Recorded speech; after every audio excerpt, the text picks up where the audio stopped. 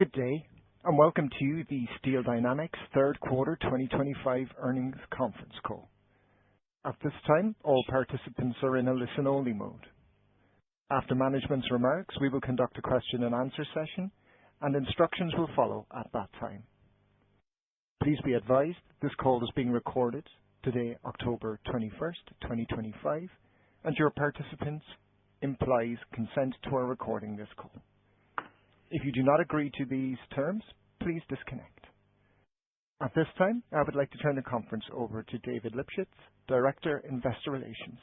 Sir, please go ahead. Thank you, Ali. Good morning, and welcome to Steel Dynamics third quarter 2025 earnings conference call. As a reminder, today's call is being recorded and will be available on our website for replay later today. Leading today's call are Mark Millett, Chairman and Chief Executive Officer of Steel Dynamics, Theresa Wagler, Executive Vice President and Chief Financial Officer, and Barry Schneider, President and Chief Operating Officer. The other members of our senior leadership team are joining us on the call individually. Some of today's statements, which speak only as of this date, may be forward-looking and predictive, typically preceded by believe, expect, anticipate, or words of similar meaning. They are intended to be protected by the Private Securities Litigation Reform Act of 1995, should actual results turn out differently. Such statements involve risk and uncertainties related to integrating or starting up new assets, the aluminum industry, the use of estimates and assumptions in connection with anticipated project returns, and our steel, metals recycling, and fabrication businesses, as well as to general business and economic conditions. Examples of these are described in the related press release, as well as in our annually filed SEC Form 10-K under the headings Forward-Looking Statements and Risk Factors, found on the Internet at www.sec.gov, and, if applicable, in any later SEC Form 10-Q.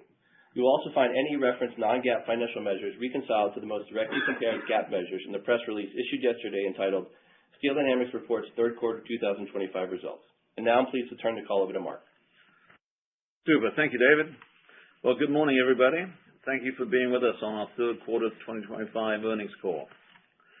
Some may suggest hyperbole, but I have often said that we have the best teams on the planet, and they proved it once again in the third quarter. Operationally, they executed incredibly well while keeping each other safe and achieved pivotal successes in furthering our significant growth projects. Financially, even with some interim market headwinds and flat roll, we achieved a number of key operational milestones. We had a record steel shipments of 3.6 million tons. Revenues were $4.8 billion.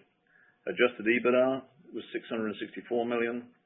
And we had a healthy cash flow from operations of $723 million. At Sinton, I believe consistent operational execution has been achieved. It was a record quarter for shipments. Downstream coating and pre-paint product quality has matured, and the value-add product portfolio is expanding nicely. Industry participants are recognizing that this is the mill of the future. Our aluminum team continues to make strong progress in commissioning and ramping operations, receiving a number of quality certifications in September and October. In particular, our can sheet has been performing extremely well with equivalent results to competitive material. Much more to do, but incredibly exciting performance today. And our biocarbon team shipped their first product in September. We're extremely excited to have this new tool in our decarbonization journey that will further reduce our carbon footprint from an already industry-leading low level. I continue to be proud of the entire Steel Dynamics team because they are just the foundation of our company, and they continue to amaze me. And so we're laser-focused on providing the very best for their health and safety. It is an everyday conversation at every level. Our world-class safety culture continues to mature, and our team's dedication to our Take Control of Safety program is extraordinary and continues to produce strong results. Their commitment is inspiring. They consider themselves family and challenge the status quo each day to keep each other safe. But that said, there will always be more to do as we drive toward a zero-incident environment, as there is nothing more important for us. So with that, I'll hand it to Theresa and to Barry to give some color to the quarter.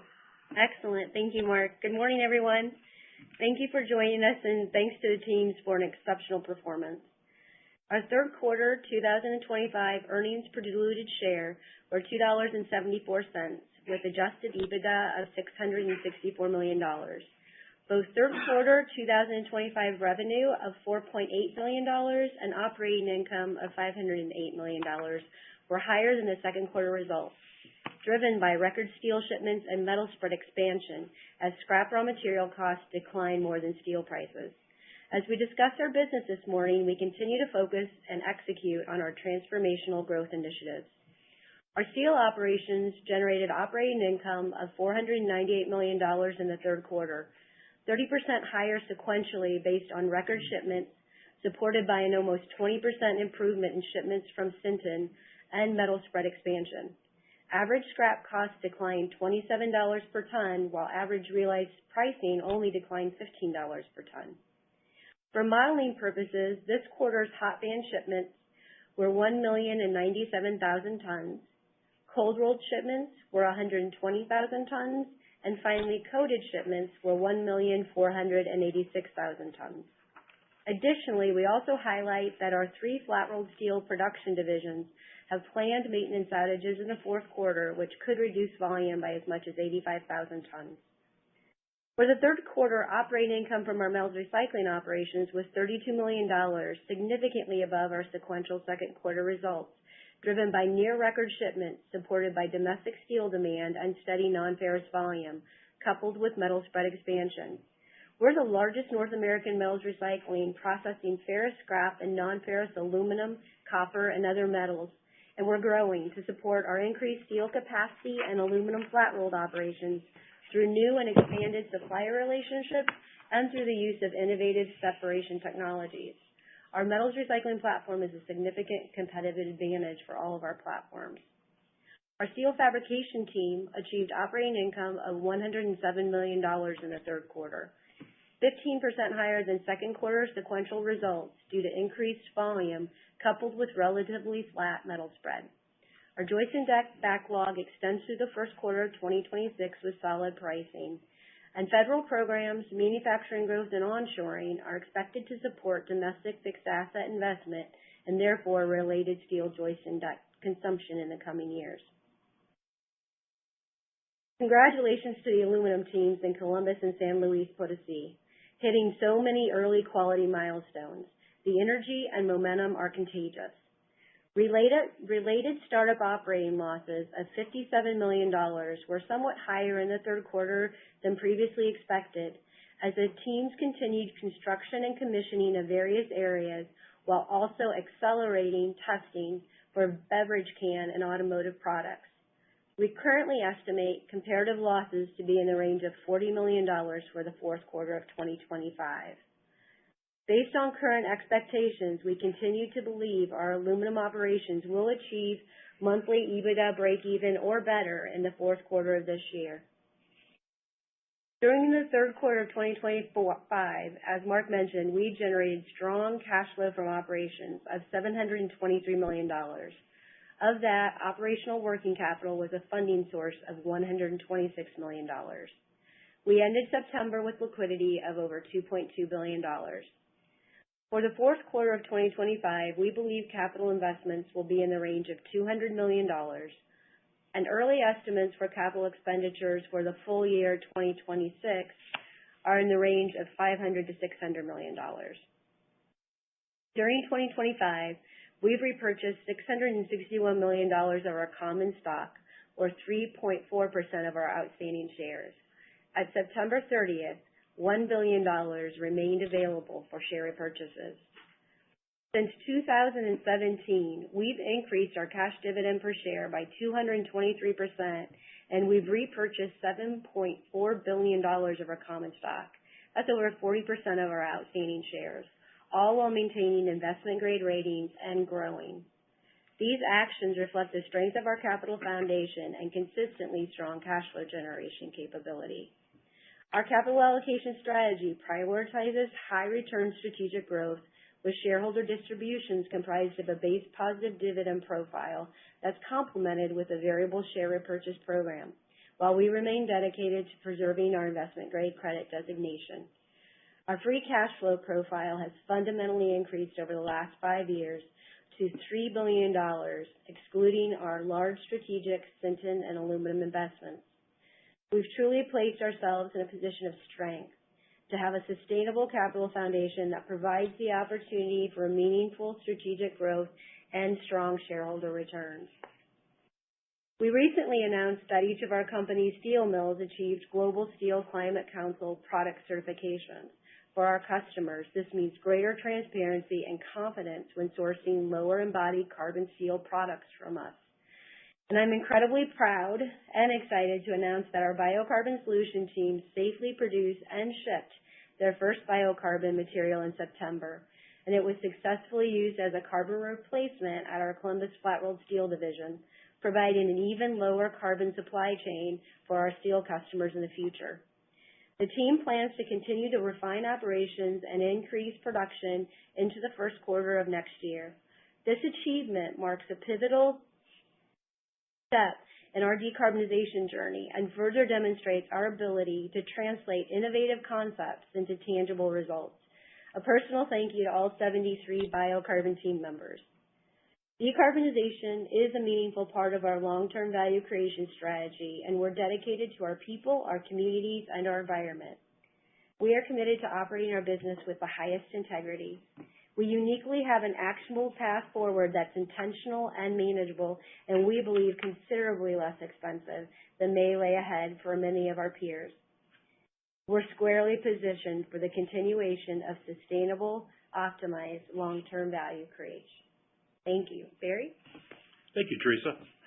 Our steel fabrication operations improved their sequential results as volumes increased 12% sequentially, more than offsetting slight metal spread compression. Order activity remained steady in the quarter, and our backlog now extends through the first quarter of 2026. Pricing for steel joists and deck bookings remained relatively stable throughout the quarter. We continue to be optimistic for our steel joist and deck platform based on the continued onshoring of manufacturing, continued announcements of significant privately funded manufacturing projects, and public funding for infrastructure and other fixed asset investment programs. The long-term uplift of this backdrop could be considerable for all of our platforms. Our steel fabrication platform provides meaningful volume support for our steel operations, critical in softer demand environments, allowing for higher through-cycle steel utilization compared to our peers. It also helps mitigate the impact of lower steel prices. Earnings for our metals recycling operation were much higher in the third quarter as metal spreads improved and shipments were at near record levels. We believe ferrous scrap prices have stabilized and are likely to remain relatively steady throughout the rest of the year, aside from typical seasonal fluctuations. Additionally, the team continues to expand its access to recycled aluminum for our aluminum flat-rolled operations. The North American geographic footprint of our metals recycling platform provides a strategic competitive advantage for our steel, aluminum, and copper operations and for our scrap-generating customers. Our metals recycling team partners closely with our metals production and manufacturing teams to expand scrap separation capabilities to advance process and technology solutions. This collaboration helps mitigate supply risks by making more grades of ferrous and non-ferrous scrap usable for our operating platforms and generally at a lower cost. Additionally, it positions us to significantly increase the recycled content in our products, unlocking enhanced earnings capabilities. The steel team delivered a solid quarter with record shipments of 3.6 million tons. In the third quarter of 2025, the domestic steel industry operated at an estimated production utilization rate of 78%, while our steel mills operated at a notably higher rate of 88%. This consistently higher utilization reflects our value-added steel product diversification, differentiated customer supply chain solutions, and strong support from our internal manufacturing businesses.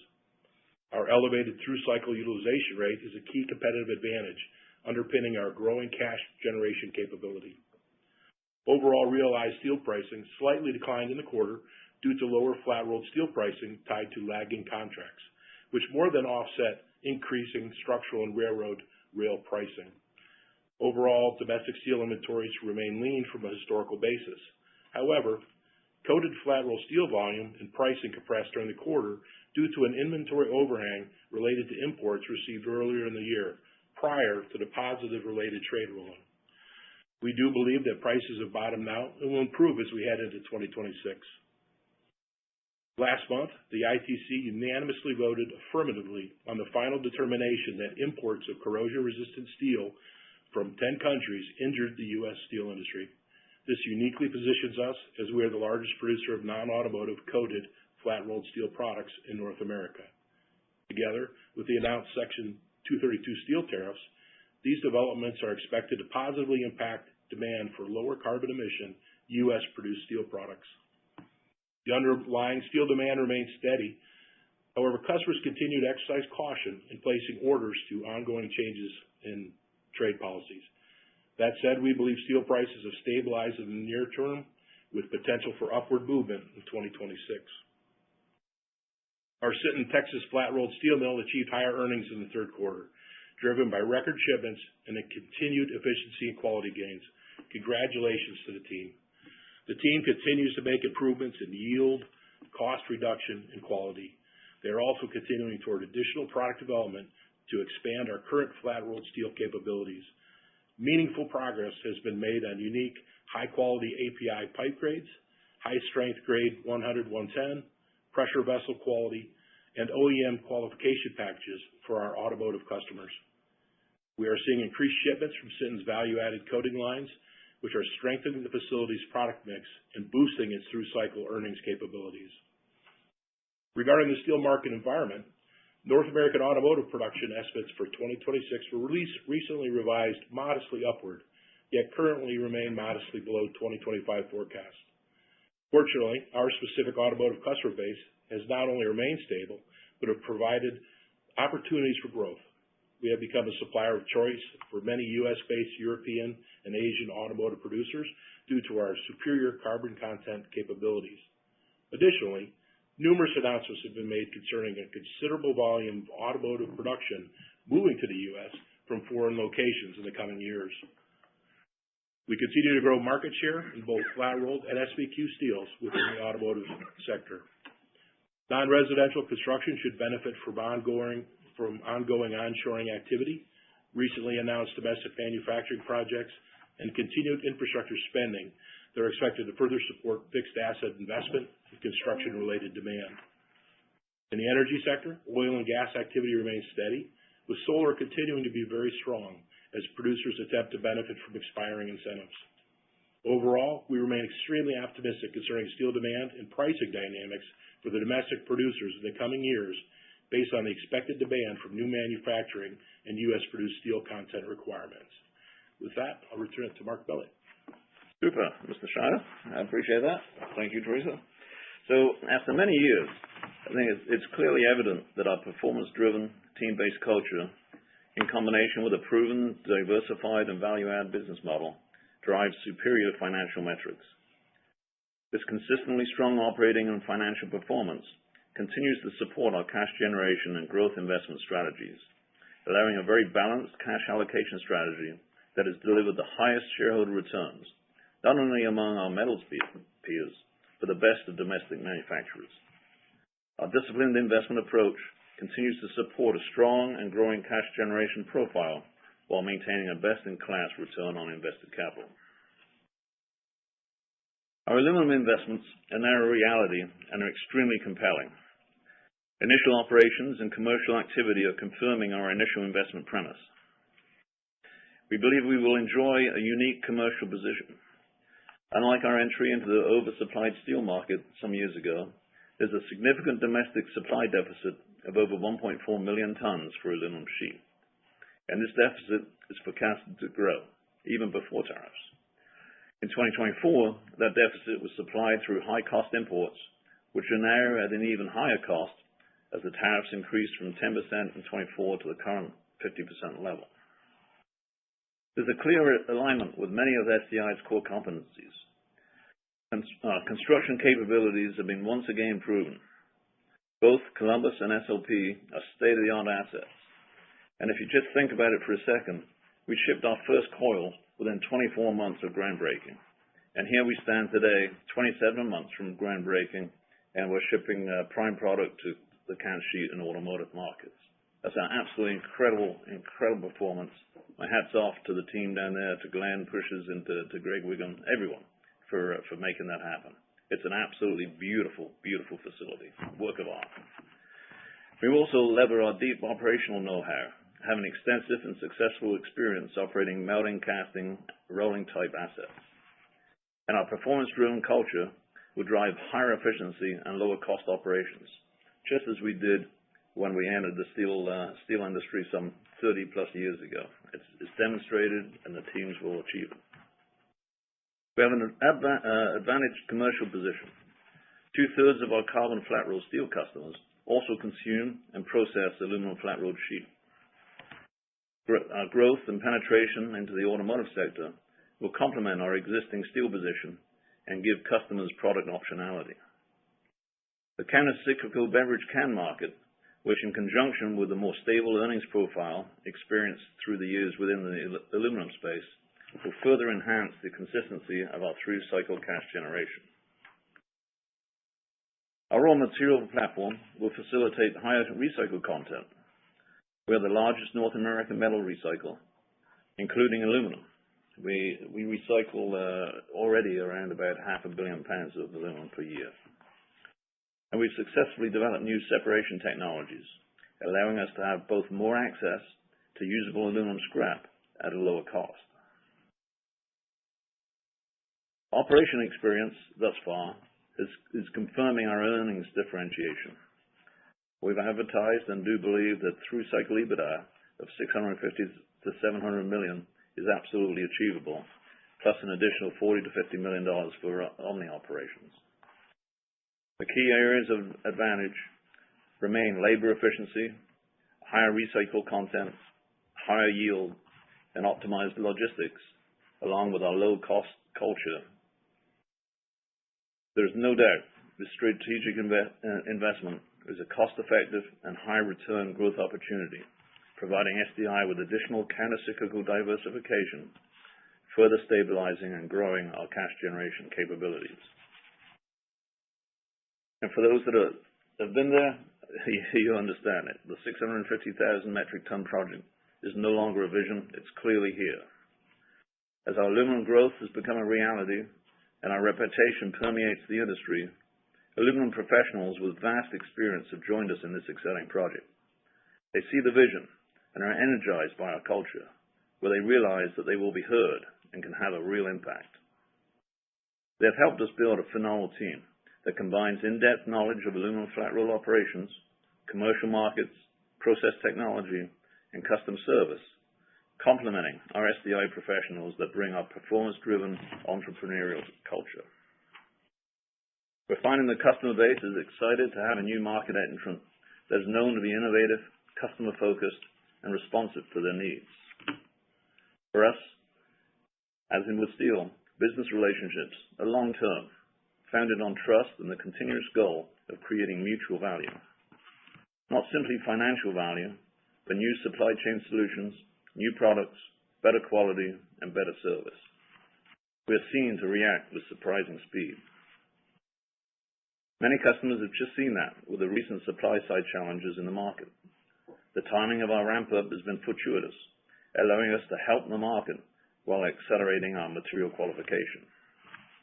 We've received approvals for industrial and can sheet finished products and for automotive aluminum hot band earlier this month. This accelerated certification should allow us to shift our product mix to a higher margin mix in 2026, reaching optimization sometime in 27. 3 of the 4 melt cast houses are fully commissioned at Columbus and have produced 3,000, 5,000, and 6,000 series ingots for the industrial, can sheet, and automotive sectors for rolling mill commissioning, product development, and commercial shipment. The hot mill is completing its commissioning, having run 3003 and 5052 industrial, 3104 can sheet, and 5754 auto grade material. The code reversing mill is in startup and is successfully producing 3003, 5052, and 3104 alloys. Tandem mill number 1 will be starting up in November, and then tandem mill number 2 and the cash line are on schedule to be available in the first quarter of 2026. And it's absolutely incredible if you walk through the plant, because the team is incredibly excited with the earlier than anticipated product certification. It is a testament to the phenomenal talent that we have on the team, and it is great energy, great momentum. We anticipate exiting 2026 at a rate of 75% capability, and we expect to achieve monthly EBITDA break-even sometime in the fourth quarter, and increasing thereafter as we continue to ramp and optimize our product mix. Across our business, evolving market dynamics provide an opportunity for us to further enhance our earnings potential. The renewed focus on strategic mercantilist policies to ensure fair and sustainable competition will further improve market strength. The recent coated flat-rolled steel positive trade determination will further curb core and prepaint imports. We're seeing that already. The administration will continue to hold a firm position on 32 tariffs on steel and aluminum imports. And the inclusion of tariffs on steel content of derivative products, including fabricated structural steel, which has plagued the domestic industry for years, will be a substantial benefit. One has to consider that in 24, some 30 to 35 million tons of steel came in through actual products. And then last year, obviously, the successful sunset reviews of Section 201 and 301 trade cases will remain in place for some years, stopping dumped Chinese steel from accessing our markets.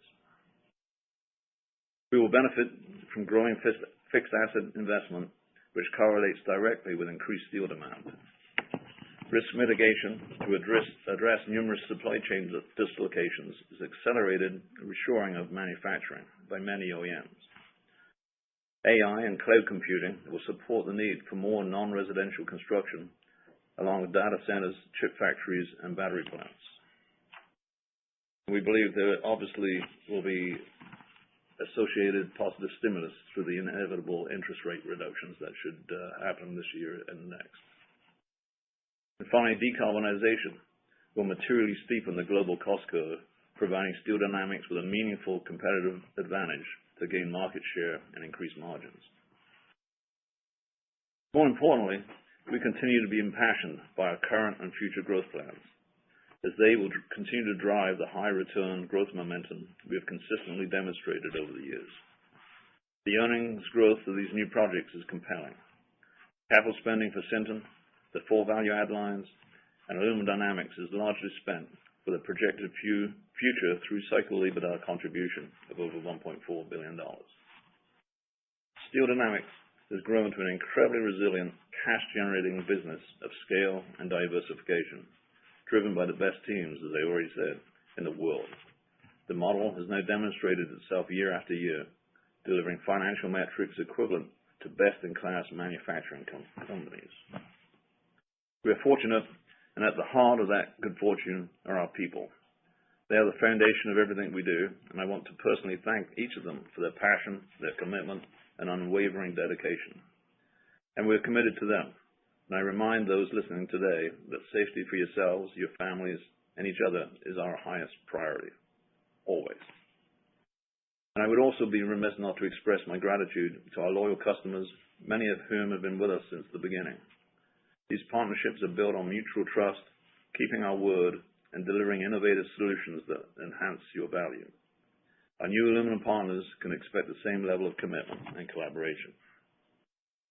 And to our suppliers and service providers, thank you. We value your continued support and the strong relationships we've built together. Our culture and business model continue to differentiate our performance, leading to best-in-class financial performance.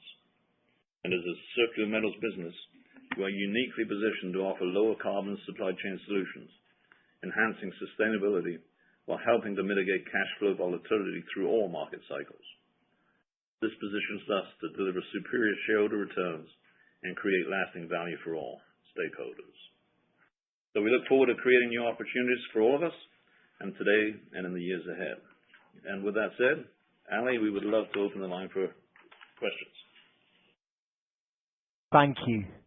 If you would like to ask a question, please signal by pressing the star key followed by the digit 1 on your telephone keypad. If you are using a speakerphone, please make sure your mute function is turned off to allow your signal to reach our equipment. If you pressed star 1 earlier during today's call, please press star 1 again to ensure our equipment has captured your signal. Also, we ask that you please limit yourselves to one question to facilitate time for everyone. Any additional questions can be addressed upon re-entering the queue. Thank you. Our first question is coming from Katja Jancic with BMO. Your line is live. Hi. Thank you for taking my question. Maybe starting on the aluminum rolling mill and the quality qualifications for the products you've received so far.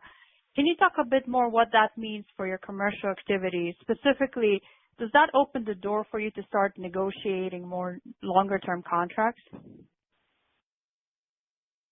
Well, I guess firstly, the accelerated qualifications that we've been receiving is absolutely incredible, given where we are on our learning curve, as you might recognize.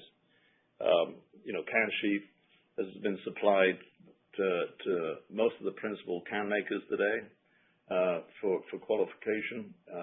Early performance is again, it's just incredible.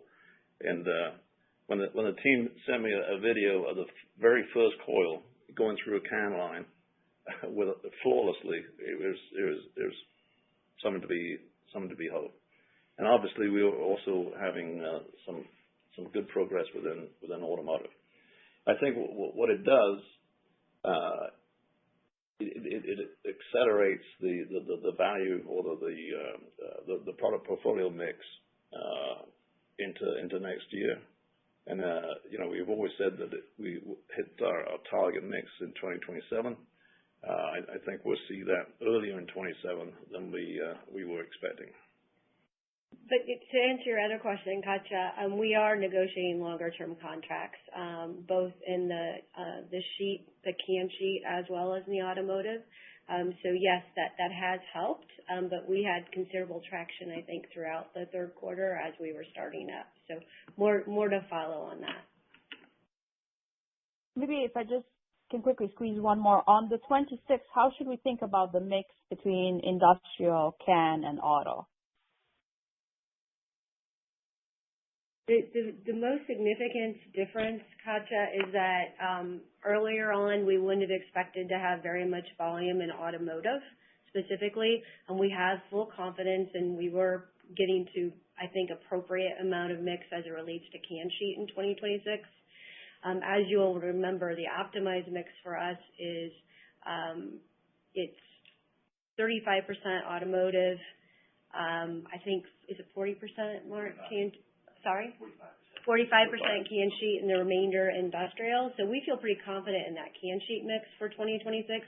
But what's changed is we would expect to not reach full optimization in automotive in 2026, but we'll provide more feedback as we get further certified. Because as Mark pointed out, for automotive right now, we're just certified on the hot band side.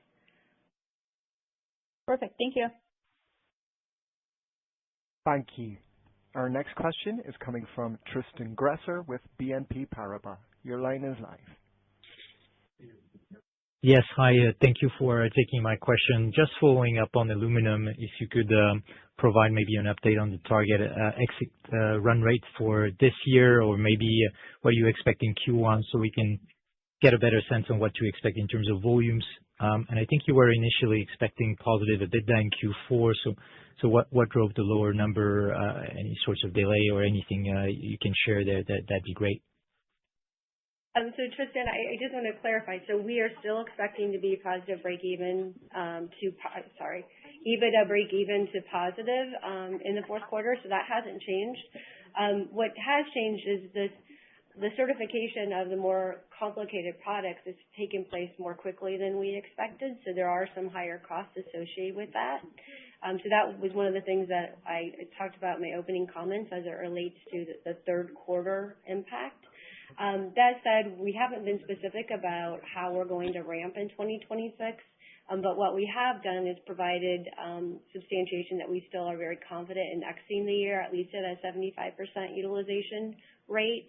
And as it relates to 2025, there's just a lot of moving pieces right now. So we don't want to get into utilization because it depends on the product mix to a large extent. Okay. All right. That's fair. And maybe just a quick one on the free cash flow. I mean, you have a very strong free cash flow outlook. If you can talk a little bit about your priority in terms of capital allocation into next year. You mentioned CapEx will be between 500 600 million. Is growth on the agenda for next year? And if so, what are the options you may consider? Upstream steel, aluminum? Are you considering maybe different types of metallics asset that could be on play in the region? So any color there would be great. Thank you.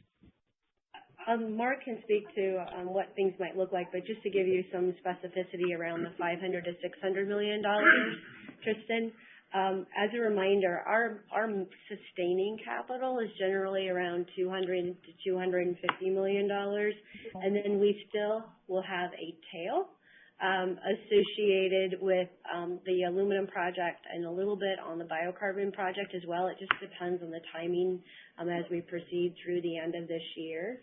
So that is a preliminary number, but Mark, I don't know if you want to give any context to what other growth opportunities we might be looking toward.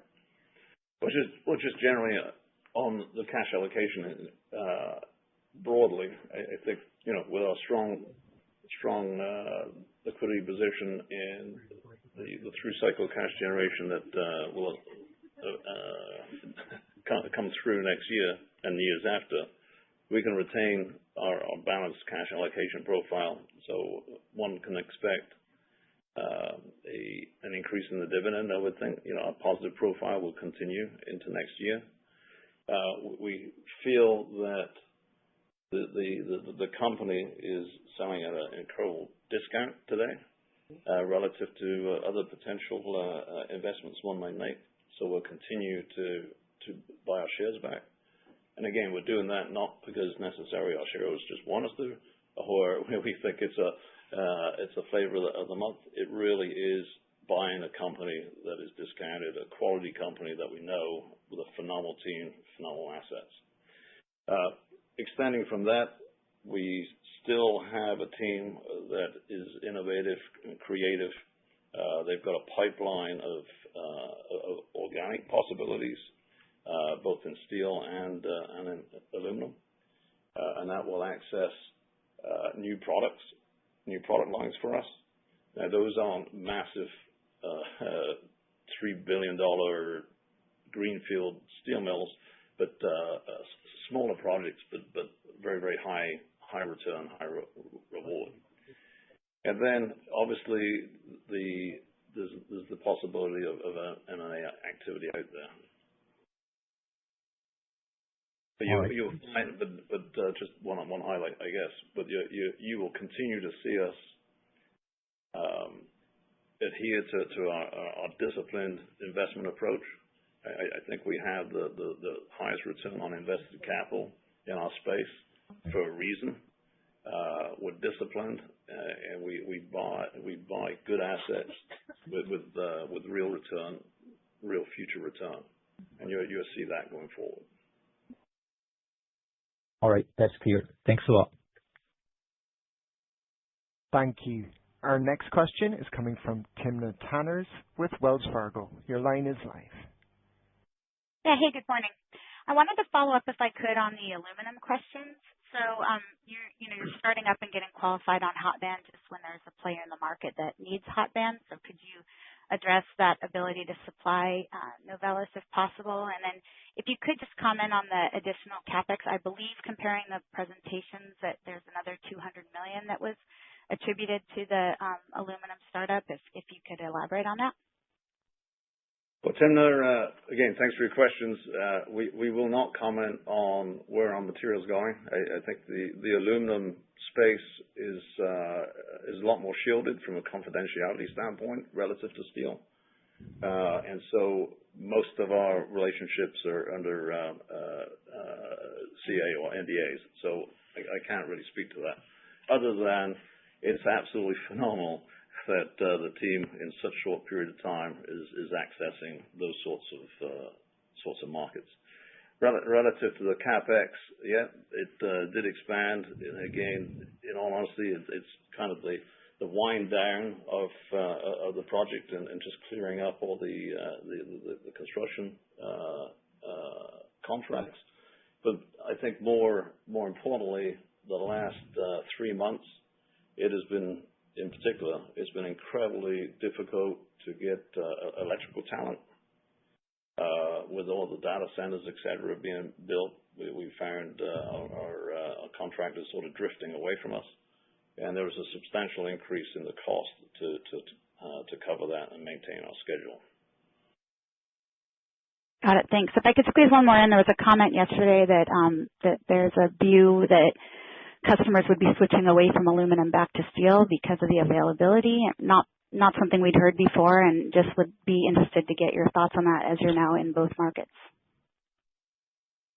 Well, I think obviously if you're a aluminum consumer and you've seen the sort of supply chain risk that they've just gone through, you've got to ask that question.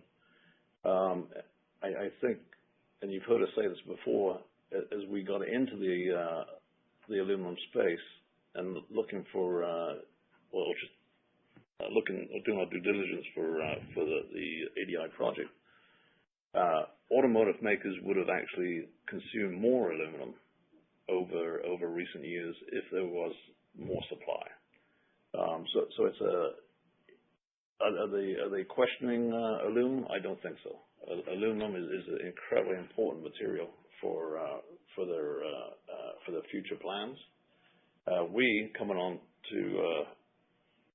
into the marketplace will allow them optionality and greater redundancies through the supply chain. So I think that issue or that question will sort of be mitigated going forward. Got it. Great. Thanks again. Thank you. Thank you. Our next question is coming from Lawson Winder with Bank of America. Your line is live. Great. Thank you very much, operator, and good morning, Mark, Teresa, and Barry. It's nice to hear from you. Thank you for the update, and a sincere congratulations on the success at Aluminum Dynamics. What I wanted to do is just follow up, Mark, on your comments on capital allocation, and that you noted that M&A might be a possibility. Can you give us a flavor of where there might be opportunities to improve the business through M&A, whether that be in downstream or upstream or raw materials or otherwise? We would steer away from raw materials.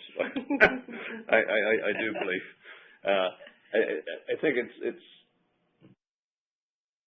it would be aligned or parallel our previous commentary in downstream strategic sort of pull-through volume type opportunities where we can either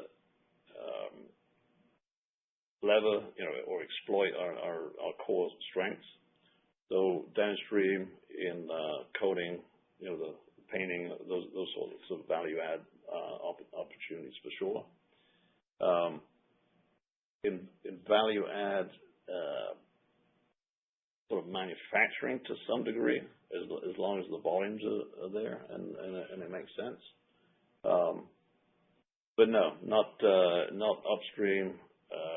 Our raw material space with OmniSource, with the largest North American recycler of ferrous and non-ferrous goods today, that's in great shape.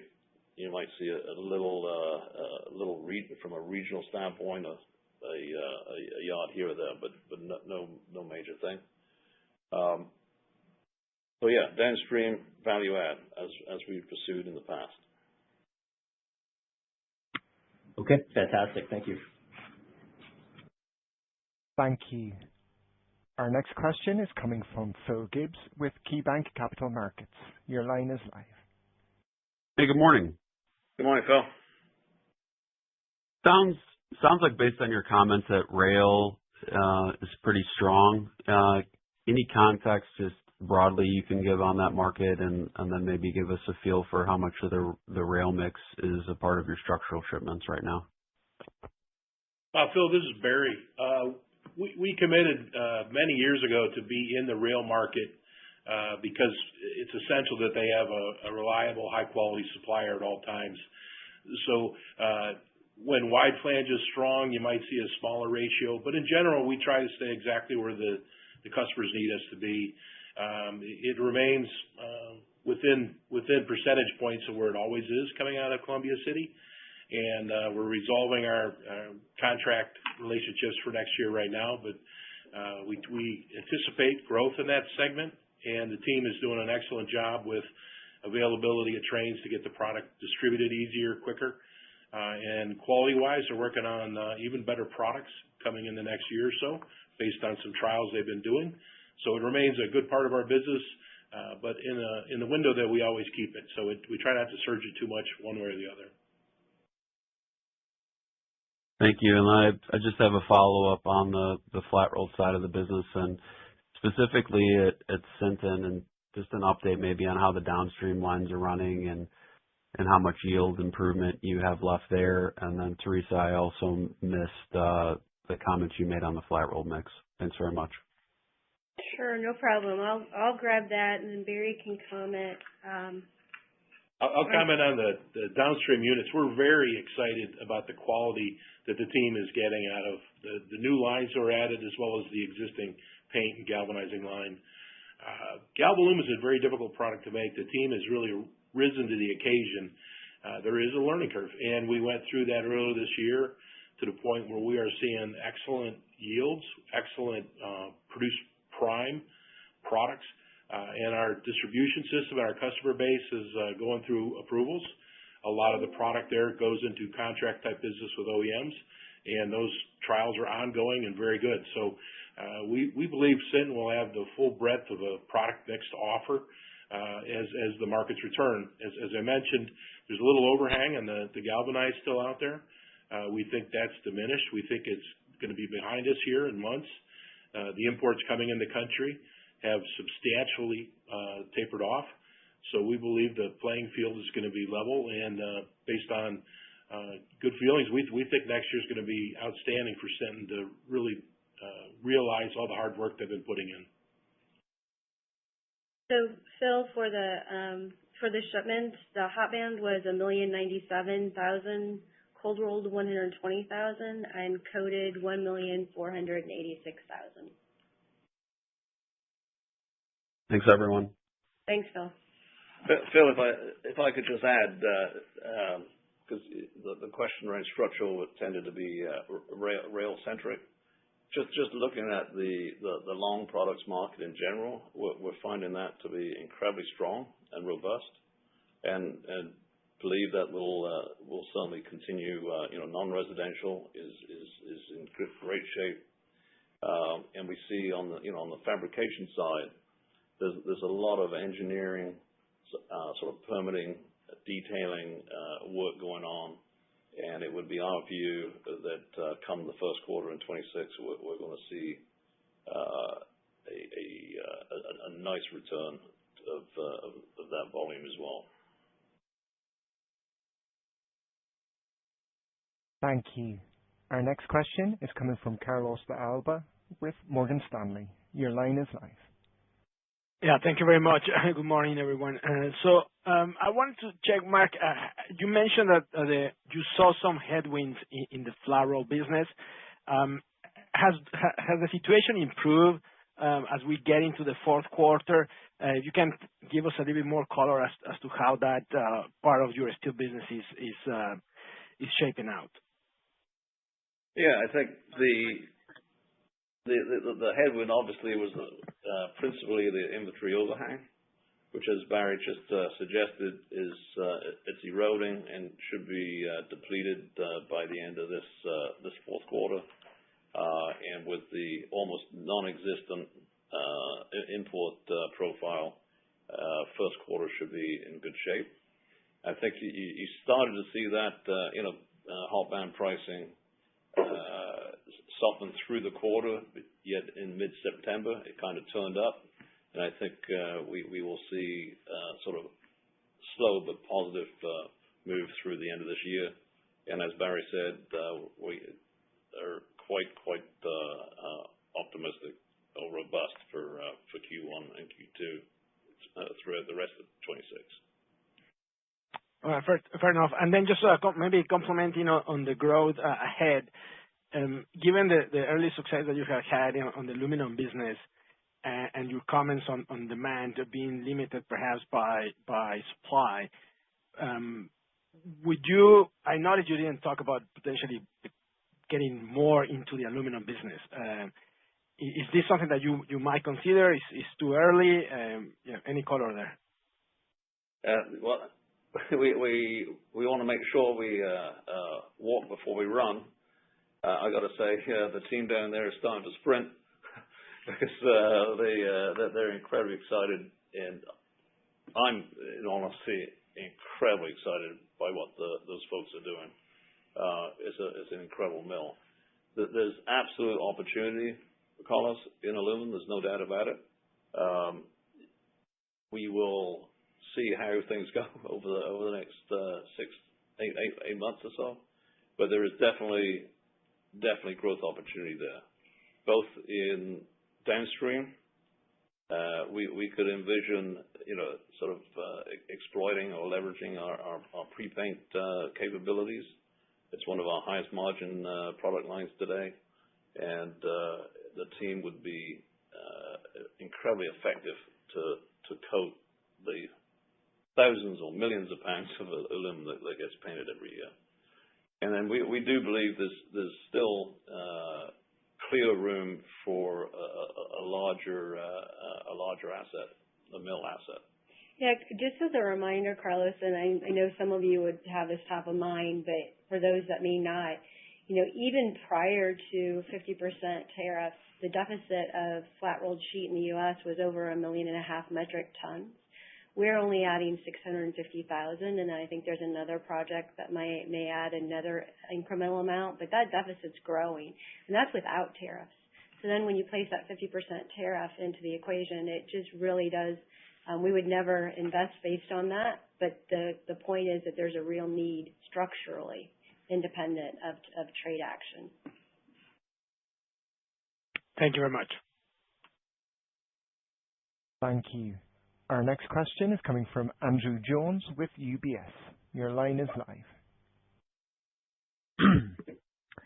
Hi, all. Couple of questions. Just firstly on Sinton, just to get an idea as to how much that's adding to the to the EBITDA. Can you give us any sort of breakout for the profitability of that? And I've got a second question on tax, if you want to start with first. Sure, Andrew. And as soon as you said taxes, both Barry and Mark looked away. No, I think I want to, so Sinton specifically, Andrew, as a reminder, we've said that they're through cycle EBITDA capability on an annual basis, but it's through cycle, so we're not making a determination where the market is at this point in time, is between $475 million and $525 million. And what I want to do is take a step back because I think there's a bigger picture item that it would be helpful to discuss a little bit. And that's that Mark mentioned, and we've talked about in the past, that in the last 5 years, the fixed asset investments in aluminum, in Sinton, and in the 4 flat roll coating lines has been, over $5 billion, just about $5 billion. Associated with those 3 projects is about $1.4 billion of through cycle EBITDA capability. And we really haven't been able to utilize that up until this point. And so as we think about 2026 and we think about where the facilities will be from a maturity standpoint, including the ramping of aluminum, of that, incremental additional earnings power, we think that we should have the ability to access on a through cycle basis. So again, we're not making a determination of what that market will be like, but if it were through cycle, we really think we would have the ability to access somewhere at least no less than 60 to 65% of that number. So there's a lot of earnings potential that people may not understand is incremental structurally to Steel Dynamics because of the investments we've made over the last 5 years. Yeah, no, that's why I'm asking West, I guess. I'm just wondering, what the annualized contribution was in the third quarter, and therefore what's the delta of Sinton specifically going forward? So we won't give that specific information. Suffice it to say, Sinton was EBITDA positive, but not to the magnitude of that through cycle number. And Yeah, you said okay. you had a tax question?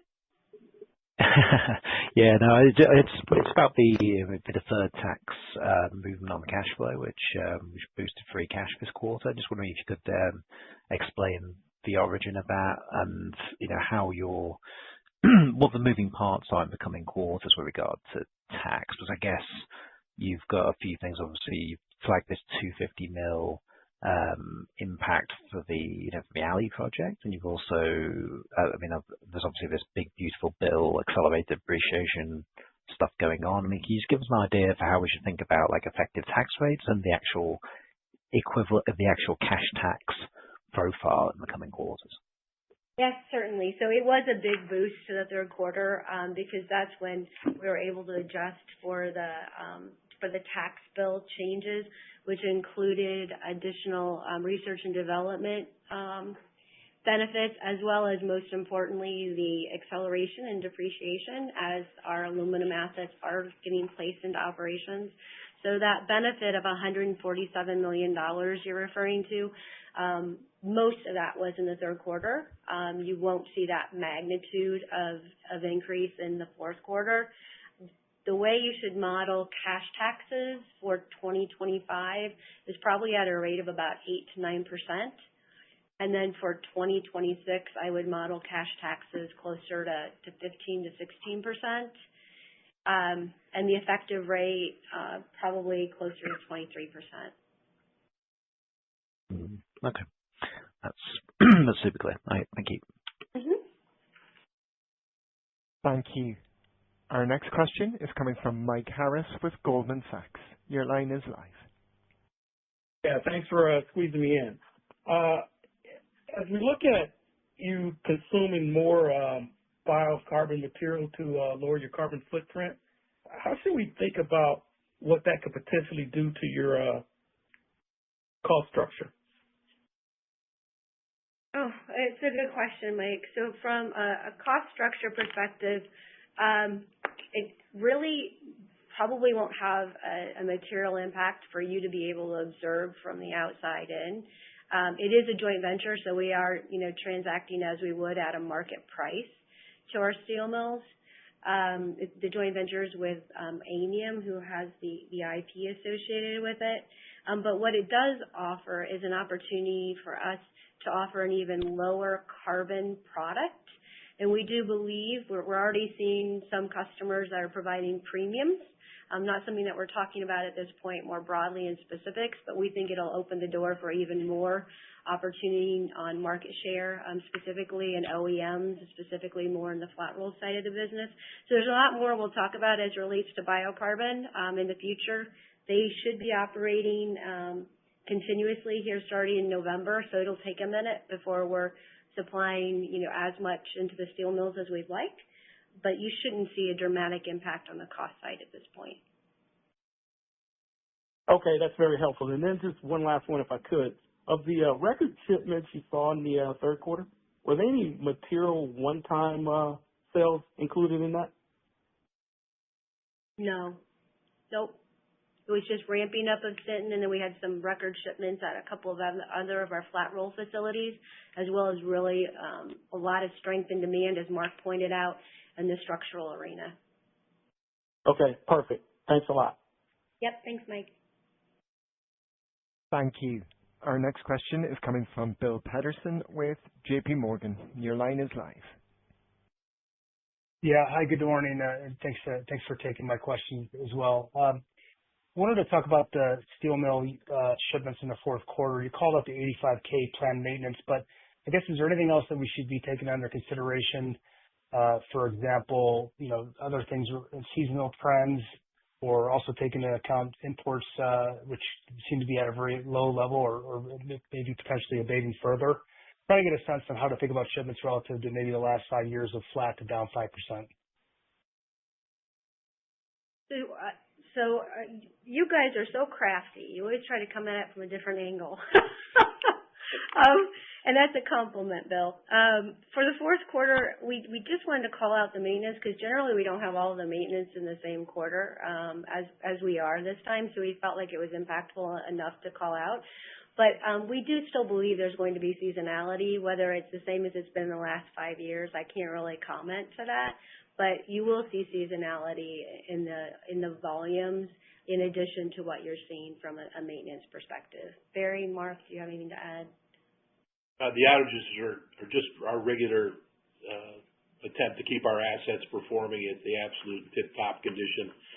We plan them long in advance, and this is strange that we have all the mills taking some time in the fourth quarter. But all are great projects that continue to make our shops the safest in the industry and most efficient possible.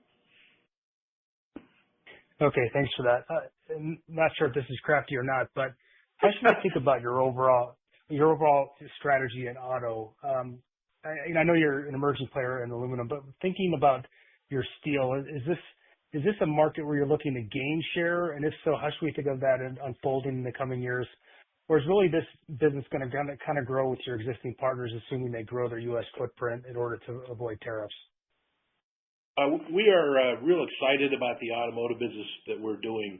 I think the opportunity for our customers to purchase a low carbon content product really enhanced our relationship early. And since starting to do business with us, our teams operate very efficiently, very smoothly, and without much bureaucracy. So I believe our teams have a great position relationship. They've been working really hard this past year with all the tariff changes to allow us to continue to do what we do best for the automotive industry. We do see it growing. When we built Sinton, that was part of the design to be close to the Mexican automotive base with some high-value steel products. The facility was designed with that in mind.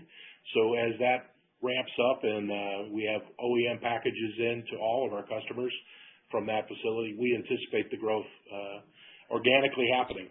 We see it as good products, and we're appreciative that the customer base recognizes that. We received an outstanding award from Volkswagen in the second quarter, which was really surprised, and we were absolutely thankful to receive that. But it really highlights our position. We have a very low carbon footprint. We have a very engaging position going forward that doesn't change our cost structure. We've engaged on renewable energy and nuclear energy across our flat roll platforms. So we are ideally situated to grow our business there. And we're going to grow it where it makes sense and listen to our customers and have great discussions with them. Yeah, thanks, Barry, Teresa, Mark, for all the great color on this call. Thanks again. Thank you. Thank you. Our final question today will be coming from John Tumazos with Independent Research. Your line is live. Thank you. Hi, John. Good afternoon. Could you explain the $27 drop in scrap costs, given that the steel business is strong, Calvert, Alabama, starts up a new melt shop right now, et cetera? Is it from lower iron ore and coal prices and China selling lots of slabs and other steel, et cetera? And then second, would a reasonable guess for aluminum be $240 to $250 a pound sales realization with the big Midwest premium and maybe $1.40 production cost with 93-cent UBCs?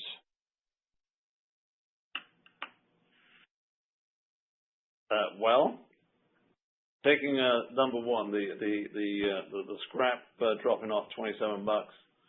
It obviously, John, as you know, scrap is in my mind the most transparent fluid commodity out there, and it's just supply and demand.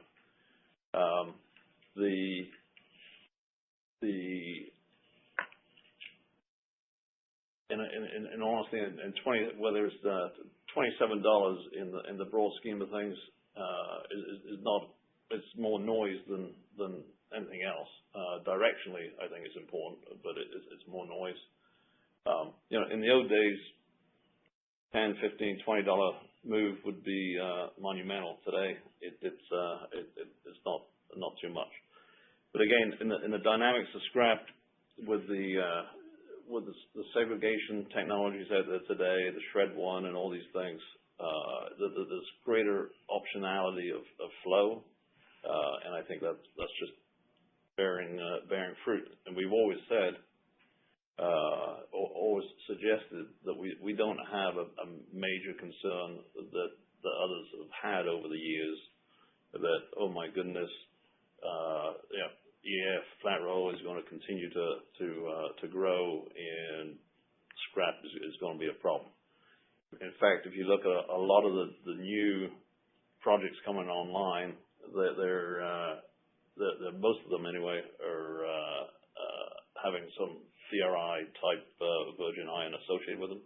So even though the production capability of the domestic industry is increasing, it's not the scrap consumption is not at that same rate. So we still remain confident that scrap will remain at a reasonable level, and that going forward, spreads will remain very high, if not increase, to be honest, going forward. Relative to your question on aluminum, I will refrain. To be honest, and it's a little bit more complicated, as you can appreciate. Also, it depends on which grade. Is it automotive? Is it can sheet? Is it industrial? It is all over the map. Suffice it to say, we do believe that our returns that we've advertised are more than achievable. I'm glad to be a shareholder. Thank you.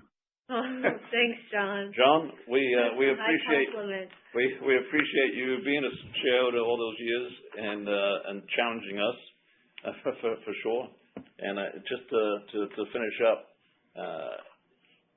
would like to thank all shareholders that support us that are on the call.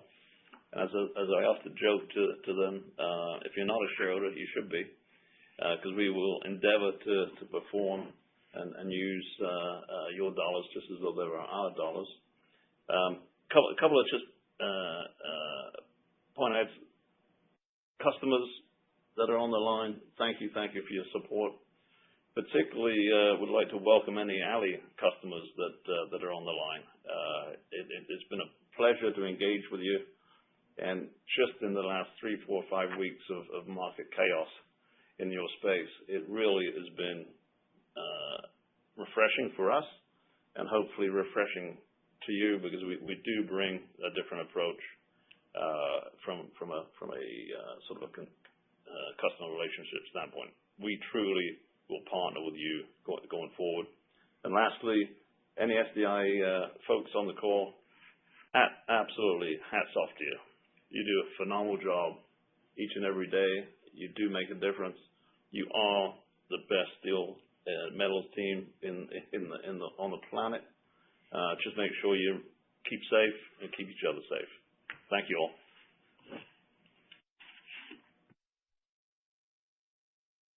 Thank you. Once again, ladies and gentlemen, this does conclude today's call. We thank you for your participation and have a great and safe day.